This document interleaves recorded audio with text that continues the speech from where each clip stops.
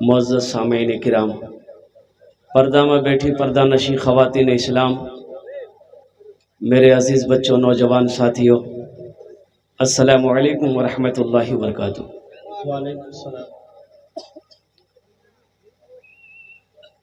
আমি আপনাকে সালাম করলাম। আল্লাহর নবী জনাবে মুহাম্মদুর রাসূলুল্লাহ সাল্লাল্লাহু আলাইহি সাল্লাম ফরমান আছে, যদি তোমাকে कोई সালাম করে ওনার সালামের ভালো জবাব দাও। রাতে একটাই সময় হয়ে গেছে, আমি ওখানে আরারিয়া থেকে প্রোগ্রামে ছিলাম, খুব রাস্তা ভালো নাই, এজন্যে একটু দেরি হয়ে গেল। আমি আপনার জন্য ক্ষমা চাইছি। একটু রিকোয়েস্ট করব, গুজারিশ করব, যদি আপনারা মানবেন বলবো, না মানবেন বলবো না। বলবো, মানবেন তো? আপনারা ভালো লোক, শিক্ষিত লোক। আমি আপনার মেহমান, মেহমানের একরাম করো, এটা নবীর সুন্নত আছে। तो गुजारिश निवेदन एक करब,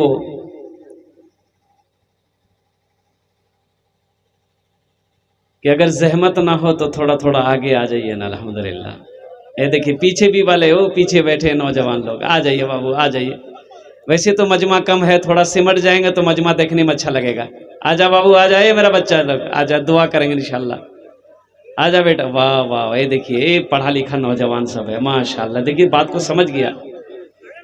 इधर वाले भी थोड़ा थोड़ा, बेटा आगे आ जा बाबा, आजा आजा बेटा आजा, वाह वाह वाह, ये देखिए वाह, माशाअल्लाह माशाअल्लाह, क्या कहने भाई, वही वही, सुभान अल्लाह, अल्हम्दुलिल्लाह, वाह। ए बाबू काहे खड़ा, बेटा बैठ जाओ, लाठी लेके खड़ा मत रहो, बैठ जाओ। ए बेटा, ए इधर आ बाबू, इधर आ जाओ। इधर कुर्सी में आयतल कुर्सी वाले लोग बैठे हैं, ए इधर आइए, कुर्सी छोड़िए, माशाअल्लाह, बैठ जाओ। हाँ बैठ जाओ।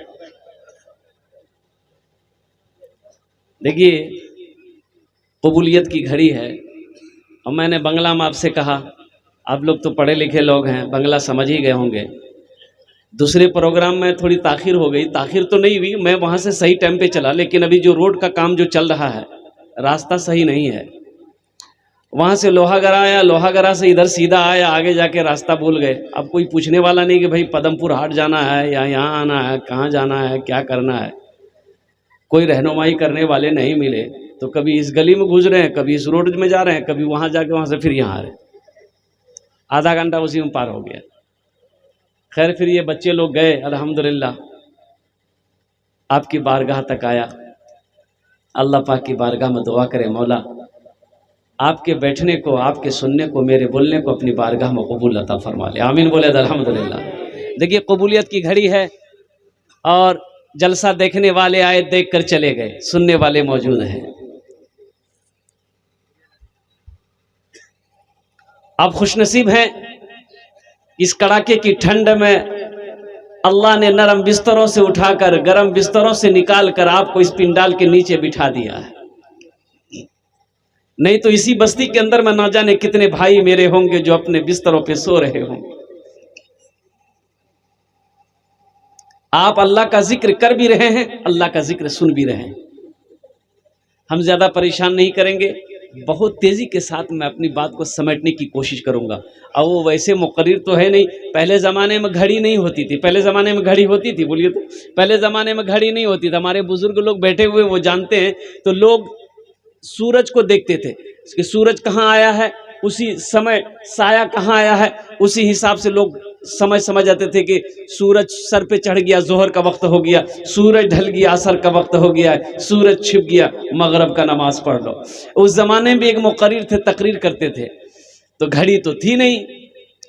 तो वो तकरीर करने जब बैठते थे ना, तो वो जेब में टेबलेट रखते थे। वो तो जब तकरीर शुरू करते थे तो वो टेबलेट निकाल के मुंह में रख लेते थे।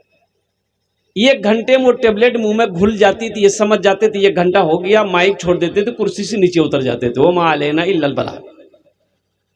ایک مرتبہ ٹیبلٹ رکھ کے تقریر شروع کیے، 1 گھنٹہ ہو گیا، 1.5 گھنٹہ ہو گیا، 2 گھنٹہ ہو گیا، نہ ٹیبلٹ منہ میں بھول رہی ہے، نہ مولوی صاحب مائک چھوڑ رہے ہیں۔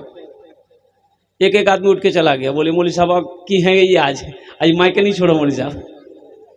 ایک نوجوان بیٹھا رہ گیا تو حضرت نے کہا کہ بیٹا سب چلا گیا، تم کیوں نہیں گئے؟ اس سے پتہ چلتا ہے کہ میری تقریر تم کو اچھی لگی ہے۔ وہ نوجوان بولا کہ نہیں ایسی بات نہیں ہے۔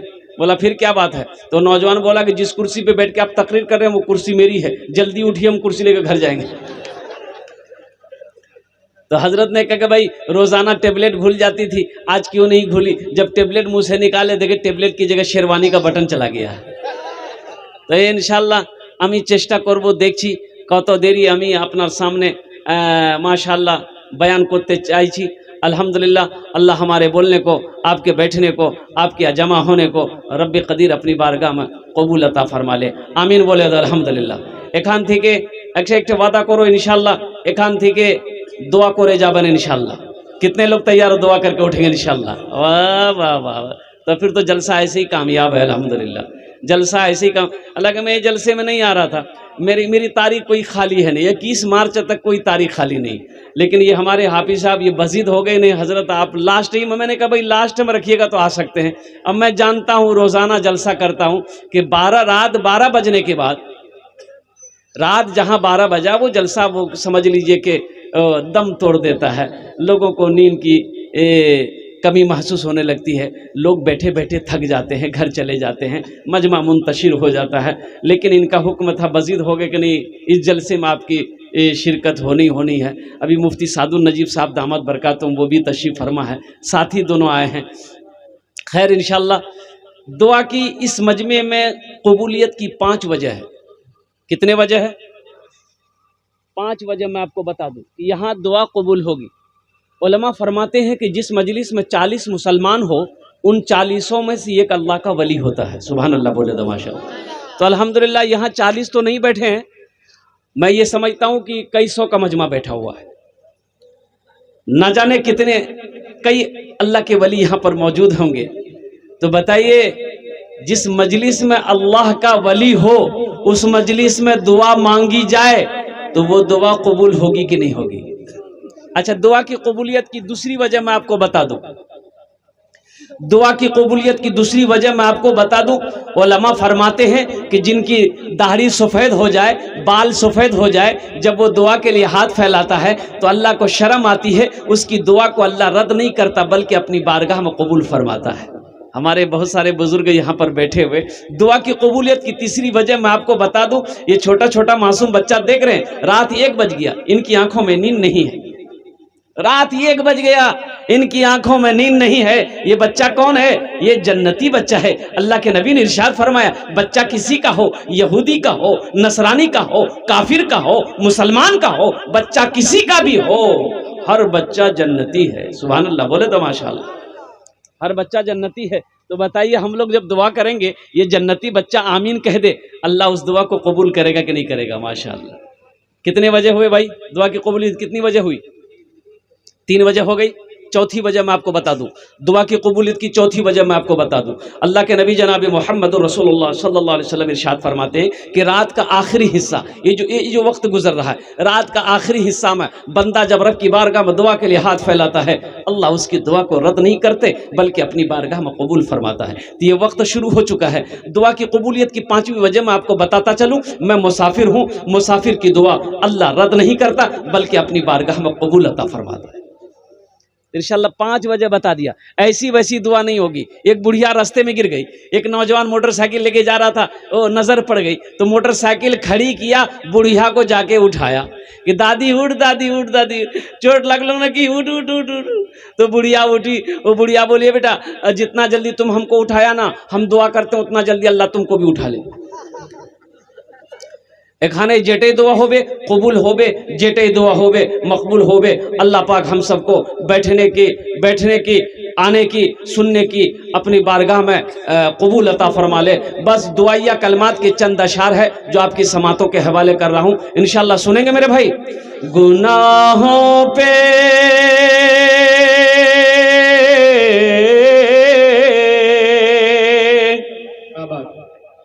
गुनाहों पे شرمندہ الہی درگزر کر دے، گناہوں پہ ہوں شرمندہ الہی درگزر کر دے، بڑا مجرم ہوں میں تیرا الہی درگزر کر دے، خطا کوئی نہیں چھوڑی، کوئی سیاہ نہیں چھوڑا، بس اب کرتا ہوں میں توبہ الہی درگزر کر دے، بڑا مجرم ہوں میں تیرا الہی درگزر کر دے۔ آمین بولے تو الحمدللہ۔ کھلونا ہاتھ کا اپنے بنا رکھا ہے شیطان نے، کھلونا ہاتھ کا اپنے بنا رکھا ہے شیطان نے، بنا لے اپنا تو بندہ الہی درگزر کر دے، بڑا مجرم ہوں میں تیرا الہی درگزر کر دے۔ آمین بولے دیں الحمدللہ۔